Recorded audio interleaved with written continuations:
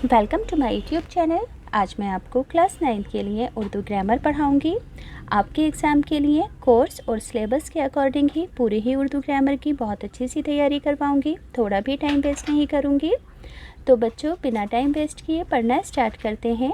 आज हम सीखेंगे उर्दू ग्रामर में सनाए व बदाए क्या होते हैं। तो देखो बच्चों, सनाए व बदाए का मतलब है कि ये शायरी को सजाने के लिए इस्तेमाल की जाने वाली किस्में होती हैं। यानी कि जब हम किसी भी गज़ल को या नज़म को लिखते हैं तो उनको लिखते वक्त उनके शेरों के अंदर सनाए व बदाए की अलग अलग किस्मों का इस्तेमाल करते हैं। जैसे कि किसी शेर में तशबीह देते हैं, किसी शेर में रदीफ़ का इस्तेमाल करते हैं, काफ़िए का इस्तेमाल करते हैं, मतले का इस्तेमाल करते हैं, मक्ते का इस्तेमाल करते हैं।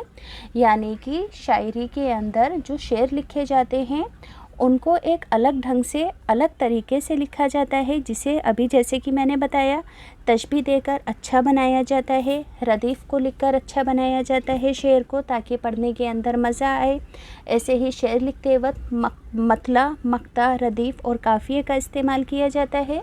तो ये जितनी भी चीज़ें हैं, इन सभी चीज़ों से शेरों को सजाया जाता है। तो ये सभी चीज़ें, जिन जिन चीज़ों का अभी मैंने नाम लिया है, ये सभी सनाए व बदाई की कैटेगरी में आती हैं। तो आप इसे एग्ज़ाम में किस तरीके से लिखोगे, पढ़कर सुनाती हूँ। सनाए व बदाई को शायरी का ज़ेवर कहा जाता है। ये शायरी की वो चंद सनतें यानी कि किस्में हैं जिनके ज़रिए से शेर को सजाया जाता है।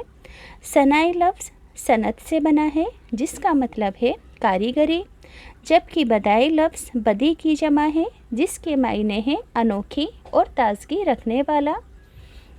झेल में आपके निसाब यानी कि कोर्स में शामिल सनतें यानी कि प्रकार और उनकी तारीफ़ें पेश की जा रही हैं। तो सबसे पहले शेर को सजाने के लिए तशबीह का इस्तेमाल किस तरीके से किया जाता है, इस चीज़ को सीखेंगे। तो देखो बच्चों, इसको पढ़ाने से पहले मैं आपको एक छोटी सी बात बताना चाहती हूँ। जिन बच्चों को स्टेशनरी के ख़ास खूबसूरत और यूनिक प्रोडक्ट्स ख़रीदने का शौक़ है, जैसे कि automatic sharpener, manual sharpener, kneadable eraser, ख़ास तरह की क्लिक पेंसिलें, ज्योमेट्री बॉक्स, गिफ्ट आइटम्स वगैरह, तो ये सभी ख़ास चीज़ें आपको बच्चों ऑफ़लाइन कहीं पर भी नहीं मिलेंगी। मैं लिंक डिस्क्रिप्शन में डाल दूँगी, आप वहाँ से जाकर ख़रीद सकते हो।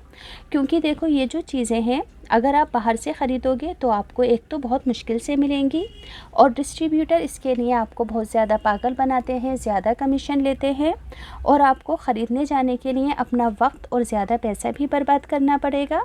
तो आप ये सभी चीज़ें अपने घर बैठे कहीं पर भी ऑल ओवर इंडिया मंगवा सकते हैं। लिंक मैं डिस्क्रिप्शन में डाल दूँगी, आप वहाँ से जाकर ख़रीद लेना।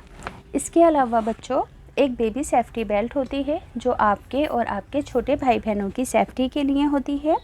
जैसे कि आप किसी भीड़ भाड़ वाले इलाके में जाते हैं या किसी बस का सफ़र करते हैं, साथ में आपके छोटे भाई बहन होते हैं, तो आप इस बेल्ट को अपने और अपने छोटे भाई बहनों के हाथ में बांध सकते हैं उनकी सेफ्टी के लिए।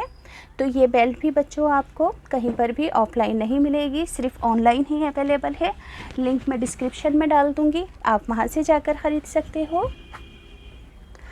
अब किसी भी शेर के अंदर तशबीह का इस्तेमाल किस तरीके से किया जाता है, इस बात को समझेंगे। तो देखो बच्चों, तशबीह देने का मतलब होता है किसी एक चीज़ को दूसरी चीज़ की खूबसूरती से मिलाना।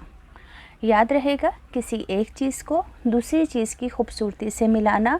जैसे कि चाँद सा चेहरा, तो चेहरे की खूबसूरती को किसकी खूबसूरती में मिलाया गया है, चाँद की खूबसूरती के साथ मिलाकर ज़ाहिर किया गया है, चाँद सा चेहरा। तो आप एग्ज़ाम में किस तरीके से लिखोगे, पढ़कर सुनाती हूँ। किसी एक चीज़ को किसी दूसरी चीज़ के मानिंद बताना तशबीह कहलाता है। याद रखोगे, किसी एक चीज़ को किसी दूसरी चीज़ के मानिंद बताना तशबीह देना कहलाता है। इन दो चीज़ों में किसी न किसी तरह की यकसानियत यानी कि एक जैसापन होना ज़रूरी है। जैसे कि चाँद सा चेहरा यानी कि बहुत खूबसूरत, तो इस मिसाल में चेहरे को चाँद जैसा खूबसूरत बताया गया है। अब देखो, इस शेर को ध्यान से पढ़ो। नाजुकी उसके लब की क्या कहें, पंखुड़ी एक गुलाब की सी है। तो यहाँ पर लब को किस चीज़ की खूबसूरती से मिलाया गया है, होठों को गुलाब की पंखड़ी से मिलाकर शेर को खूबसूरत बनाया गया है। यानी कि इस शेर के अंदर तशबीह दी गई है, सनाए व बदाए का इस्तेमाल किया गया है। अब इसी तरह से किसी भी शेर में तलमी का इस्तेमाल कैसे किया जाता है, तो देखो बच्चों, तलमी का इस्तेमाल करना किसी भी शेर में इसका मतलब होता है कि किसी भी शेर में कोई भी एक हदीसी लफ्ज़ का या किसी पैगंबर औलिया वगैरह का नाम लिखना शेर के अंदर, तो इसे शेर में तलमी देना कहा जाता है। एग्ज़ाम में कैसे लिखोगे? कलाम में तारीख़ी, नीम तारीख़ी या मजहबी वाक़ये की तरफ इशारा करना तलमी देना कहलाता है किसी भी शेर में। जैसे कि इब्ने मरियम, यहाँ पर इब्ने मरियम हुआ करे कोई, मेरे दुख की दवा करे कोई, तो यहाँ पर इब्ने मरियम का नाम आया है। इसी तरह से जी आता है लगा दूँ आग को है तूर को, फिर ख़याल आता है मूसा बेवतन हो जाएंगे, तो यहाँ पर हज़रत मूसा अलैहिस्सलाम का नाम आया है इस शेर में। अब किसी भी शेर में रदीफ़ का इस्तेमाल कैसे किया जाता है शेर को सजाने के लिए, तो रदीफ़ का मतलब होता है वो अल्फाज जो काफ़िए के बाद आते हैं और बार बार दोहराए जाते हैं, काफिल कहलाते हैं। जैसे कि इब्ने मरियम हुआ करे कोई, देखो करे कोई ऊपर भी है और नीचे भी है। याद रखोगे कि इब्ने मरियम हुआ करे कोई, मेरे दुख की दवा करे कोई, तो इन अशार में करे कोई क्या है? रदीफ़ है। याद रखोगे कि आखिर के किसी भी शेर के दो लफ्ज़ जो कि एक जैसे होते हैं वो रदीफ़ कहलाते हैं। अब इसी तरह से काफ़िया किसे कहते हैं? काफ़िए का मतलब है कि यकसा आवाज़ और यकसा हुरूफ वाले हुरूफ पर ख़त्म होने वाले अल्फाज काफ़िया कहलाते हैं, यानी कि राइमिंग वर्ड।